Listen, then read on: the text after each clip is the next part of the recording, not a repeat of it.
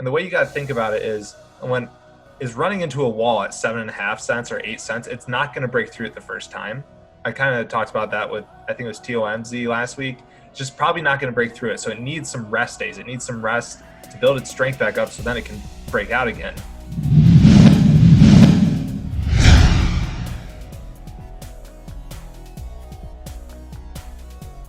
All right, everybody, we are back here for another episode of This Week in StocksToTrade. Last week, our episode was actually titled OTCs Are Back. I think we actually nailed it because this week has been OTC Mania. It's been crazy. So many OTC plays. We're going to talk about a bunch of them today. But before we dive into the charts, let's just do a quick update. We'll start with Kyle and Jack. How have your weeks been? This week, I feel like I say it we said it like the last two episodes. It's just insane, but I just don't. If you're listening, you have a different word besides insane. Like, let me know, because I just can't. My brain is like just mashed eggs at this point. I just can't believe how wild this market is. Like, I was worried for a while with post pandemic and post market recession. Like, how would I adapt? How would a market recession affect our penny stocks? And I was worried it would be very slow, and it has been nothing but the most insane market I've ever seen. It's only 2 days into this week. It's already my best week of the month, already putting me over $30,000, making my best month of the year so far, really ever in my entire career. So I just can't be grateful enough, and it's just a wild market. Never seen anything like this. It's truly amazing. So. What about you, Jack? I agree with Kyle. It's just my brain's just so mashed at the end of the day because there's just so much action going on. I mean, just look left, look right, and there's constantly plays going and everything's happening so quick all the time. And I've been able to capitalize really well. As we noted last week, OTCs are back, and I've had my best trade on Monday, and this week's already one of my best weeks ever. So we'll see how we can close out the next 2 days of the month and kind of just see how long this crazy OTC market's going to last. Whereas in previous months, there was a lot of NASDAQ runners that I was mainly focused on. But it's nice to be back to my roots now, just trading some OTCs. My losses are very, very, very small. I'm really not even taking too many losses with my OTCs because I like to pick spots where I'm going to be right immediately. And if I'm not right immediately, I'm just simply getting out. There's no time to waste on losers right now. Literally, I don't have a problem cutting my losses because I'm not going to fight the tape, because I can know that I can just go and trade something else and make money. I don't need to get into a battle with any stock out there right now. So that's awesome. It's my mindset. Yeah, same here. I mean, this week's been nuts. Definitely best week ever for me. Having the best month ever for me. It's absolutely crazy. And live is just because of all these OTC longs, and I'm going to talk about a couple of them in a second. But we're going to start with Kyle. Kyle, if you want to share your screen and get into the first ticker of the day. So what we got here is INVVY, and this was a ticker that I capitalized on the huge day where you see it squeeze all the way from 10 to 40. But just to kind of put in perspective how it built up to this, is me and Kyle were trading another stock called NMHLY, and they both have Y at their end of the ticker symbol. And to be honest, I really don't even know what that means. All I know is that the level 2 is super predictable to me. And it side note, it's an ADR, so it's essentially a different version of like an F ticker. It's a different foreign ticker. But yeah, sorry, go ahead for people listeners. I knew it meant like foreign or something like that, but I just didn't know like the specific criteria. So basically it got on my radar when it spiked from 5 to 15, and I was just like what the hell's this stock? I kind of just watched it, and then it kind of came back that day there. We see the volume increase, and we actually tried I tried longing it. I don't know about Kyle. Kyle had his finger on the trigger, but we tried longing it there after it had kind of gone sideways, and it just failed. So I just got out and I missed the long, and then the next day it spikes up, and ignored it that entire day.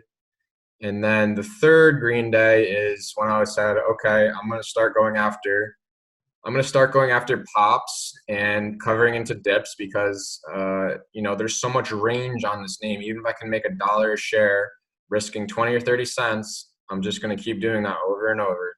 And I just started basically shorting it right at the open. My first short was at 12, and I kind of was just covering as I would always take off some just to lower my risk. So taking some and then taking off immediately a third, just so I'm not emotionally connected to the ticker. If it's going to break where I'm short from, I'll just simply get out because I don't, I'm not shorting this front side here and holding thinking it's dead. Like I think it's going to keep on going. But I love to protect myself by taking some off. And then it kind of squeezed up, and that's when we got our first big trade on it at $20. And we had shorted some and immediately just cracked $5 a share in literally 2 minutes. And it was just so awesome because that's exactly what I expected as we had traded NMHLY. I knew it would be something like that, but I didn't know to that extent of a dump. And then me and Kyle, we were kind of just scalping around for a couple more dips, but I had built myself a cushion. That's the main point. I built myself a cushion on the stock. And then the midday, I just ignored it. I didn't really know what it was going to do. I was planning for a first red day short. I had already nailed, the front side parabolic. And as it kept holding, I kind of started dabbling back in, just kind of trying to feel it out, feel the level 2 out, keep practicing, not letting myself take losses. And then Kyle scroll over to the right a little bit. So this was basically how I pretty much tripled my profits on it for the day. And I had actually taken it long a little bit over high day and over the 22 level. I continued to wallet pad the entire day. And then when it started squeezing, I took a couple turns, but I was just immediately quick to cut. And then eventually I nailed it right at 39 when I saw just the turn. And people ask what the turn is. This is just a different pattern than Tim Sykes's OTC panic dip buy, where stock is now going parabolic. Instead of parabolic to the downside, it's going parabolic to the upside. So that's kind of how people should think of it. And then it snaps, from $40 to 25, and they got me filled dead bottom. And then that's, I was doing really, really well on it. And then when it was bouncing, I started to get a little bit lazy with it. And I just didn't focus as much as I should have on this part. And I noted in the chat, I was like, there's nobody left to buy this thing because, all the shorts are blown out, right? All the longs don't want to hold overnight because this is now on a third green day, massive, run up. And the only thing, really left to do is just sell, and just absolutely tanked from $30 a share all the way down to 10 at the close. And I had shorted a little bit at 30 and covered at 20, but it wasn't nearly the size that I wanted. And I should have had a bit more patience to fade down another $10 a share. But nevertheless, it was my best trade, and it was just, it was a fun way to make it. I was protecting myself really, really well and trading it really, really well. And then today it was the first red day, and we still got a few dollars a share out of it at the open from 11 to 8. Yeah. Today, it doesn't look like a big move right there, but it went from 11 to 8 in 4 minutes. So just great name all around. I hope that it does something like NMHLY where it's going to fade back off, and then it's going to have a round 2 and a round 3 where it's going to go on another multi-day run just at a lower level. And something else to note was that near 30 is when Robinhood stopped people from trading it. And this stock was the most owned stock in Robinhood. Michael Good was talking about it. So just right there after that bounce, Robinhood just said you couldn't trade it anymore. So that took a lot of the demand away also. So that was basically my entire thesis on that trade, and my best trade ever. So definitely something to learn from. And even for me, I could have done better next time. So we'll see what happens. Yeah, I like what you said there about the now, not the analogy, but the comparison of parabolic to the upside versus the downside, because it's the same thing reading level 2, just right on a parabolic instead of a dip buy. I think especially tickers like this, and this is why I think me and Jack love OTC so much, is that the level 2 and reading the tape is just very, very predictable. You're never going to be right 100% of the time, but watching, bids and asks soak and buyers and sellers stepping in. I mean, it was amazing how the majority of this day was incredibly easy to read. I only shorted it, into this parabolic here and then into this one here. But if you saw like Jack's executions on Twitter and Michael Good's execution on Twitter, I mean, especially Michael Good, he was farming this thing all day. Like any dip, any spike, he was shorting, he was buying. I mean, he nailed it. So it just reading level 2 is such an advantage, especially for OTC. So that was huge on this play. So yeah, great play. All right. Continuing the OTC theme, I will share my screen. So the first one I'm going to talk about is INTEQ. This Q, it's a bankrupt company. There's been a lot of bankruptcies. There's going to be a lot more because of the whole coronavirus. We have JCPenney, JCPenney, Hertz, I think, is now bankrupt, so they'll probably be on the OTC soon. So this is a common theme. But when they go bankrupt, a lot of the times they bounce and run, and this is just a perfect example. It was trading great volume, so I ended up seeing it in chat, and it was on my scanner just because of the volume, and it was up so much on the day. So my first entry on it, I just bought the 26 break and then scaled out into here. But then what I really like watching on OTCs, and I'm going to explain a lot more on the next chart, TLSS, because it's a lot cleaner, is just when it goes sideways and it like kind of builds up a bunch of support and breaks out.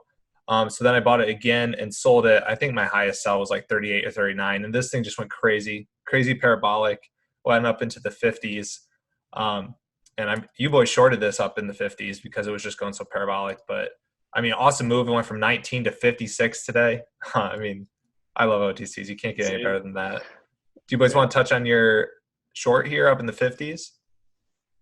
Yeah, I think very similar to what I just said earlier about reading level 2 and reading the tape. It just when you see can you change it to like a 15-minute or so? Yeah, we'll go there.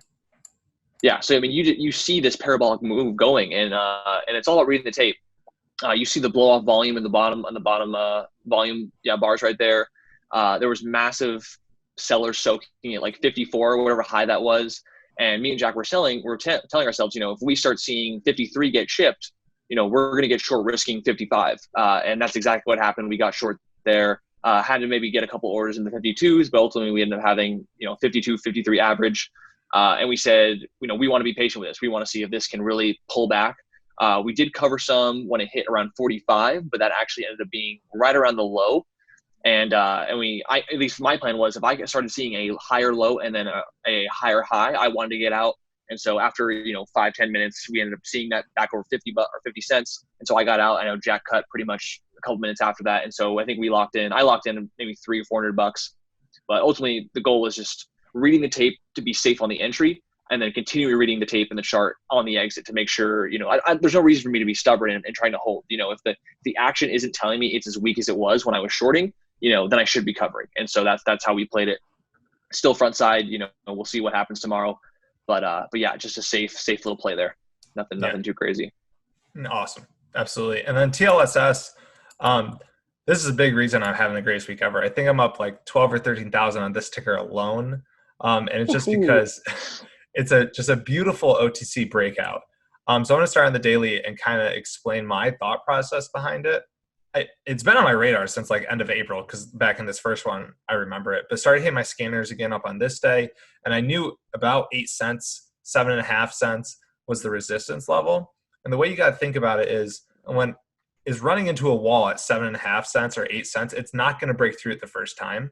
I kind of talked about that with, I think it was TOMZ last week. It's just probably not going to break through it. So it needs some rest days. It needs some rest to build its strength back up so then it can break out again. And that's exactly what it did here. It went sideways for basically 2 days. If we look at it, this was the run, and then it went sideways. So I started buying on the second rest day, thinking it's towards the top of the channel. It's towards, it was around 7 cents at this close. It's pretty close to the breakout.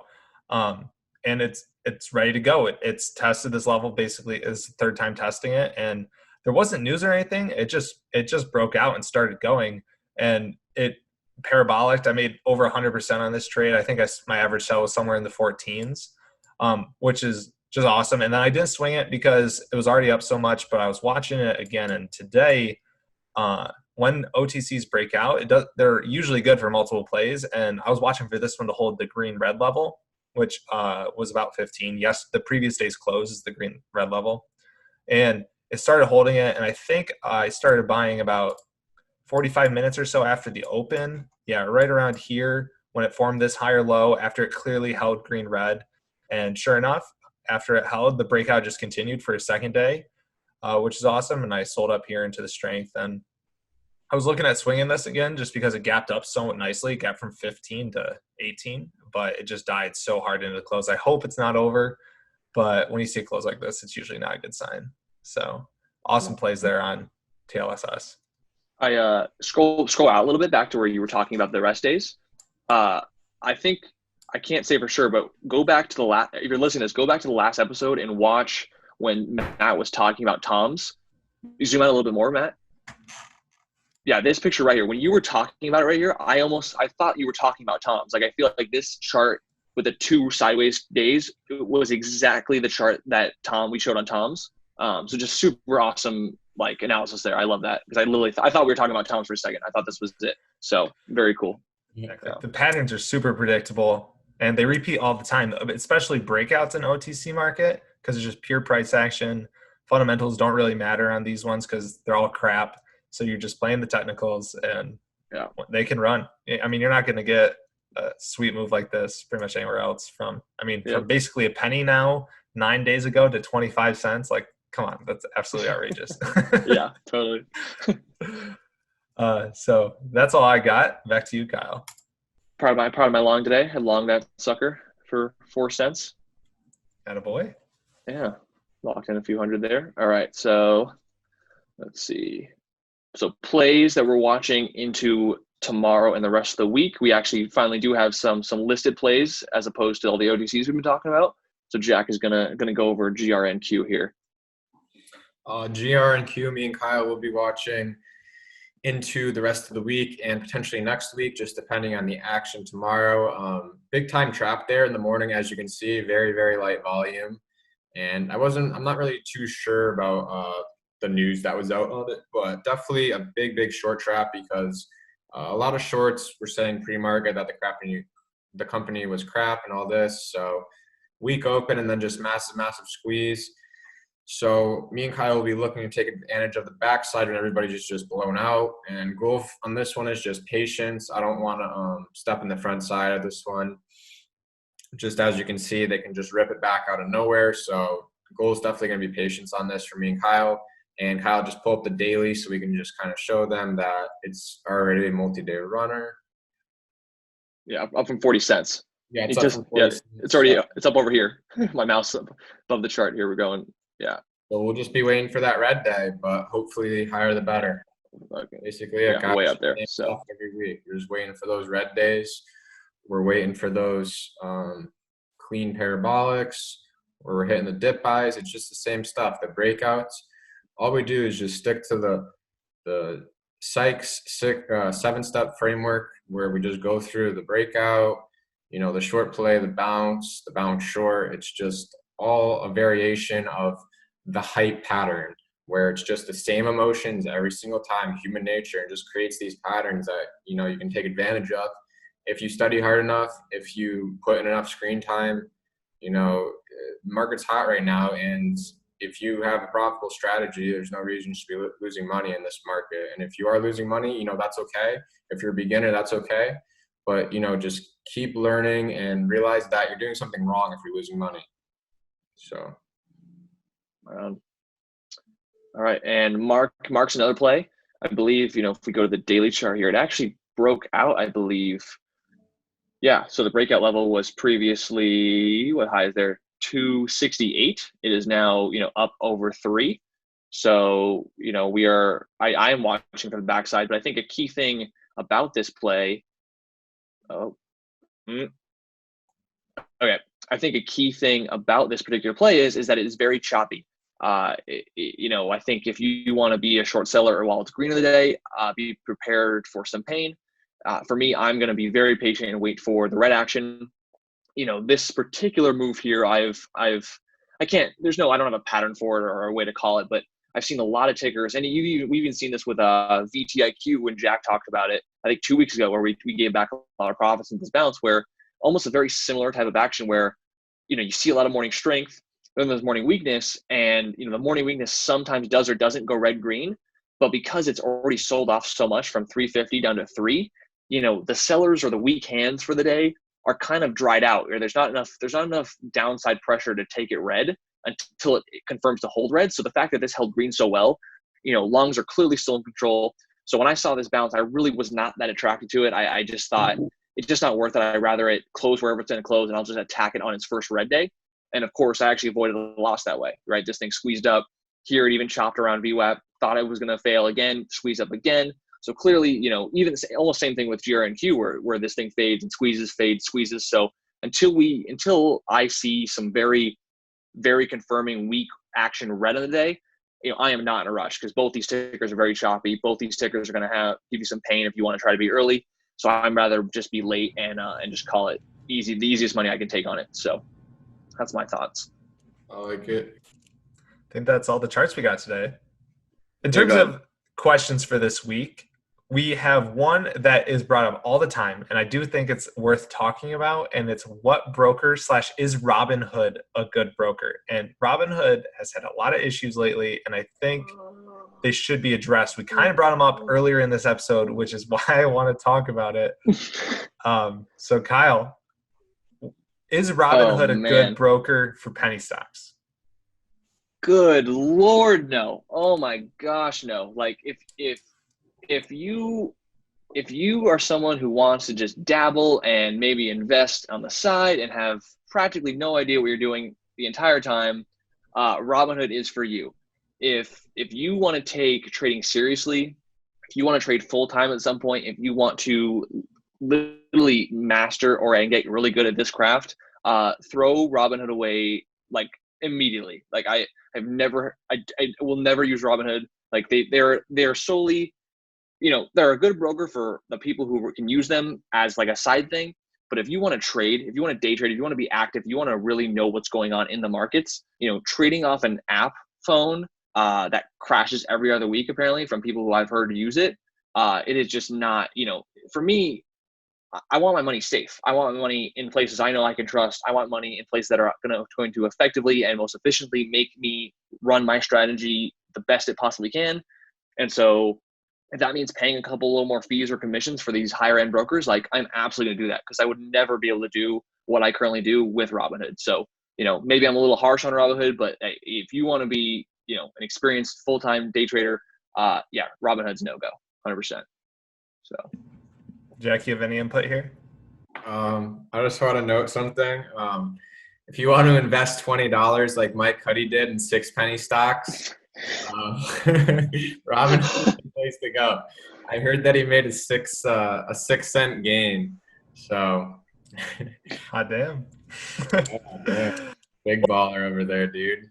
Yeah, for real. My input is just Robinhood's biggest edge used to be free commissions, but now E-Trade's free commissions, Charles Schwab's free commissions, TD Ameritrade's free commissions. So if your only reason for using Robinhood is free commissions, first of all, it's not a very good reason. But if it is, like, there's plenty of other good, secure brokers that have platforms where you can get in and out trades quickly that are commission free now. So just, if you want, it comes down to how serious do you want to take it. If you want to take it seriously, Robinhood's probably not the place for you. Yeah. No more, great point. No more excuses with free commissions. That's, everyone's got it now. All right. Well, that concludes this episode. We crushed it. Pleasure having you guys on, and I look forward to talking again next week.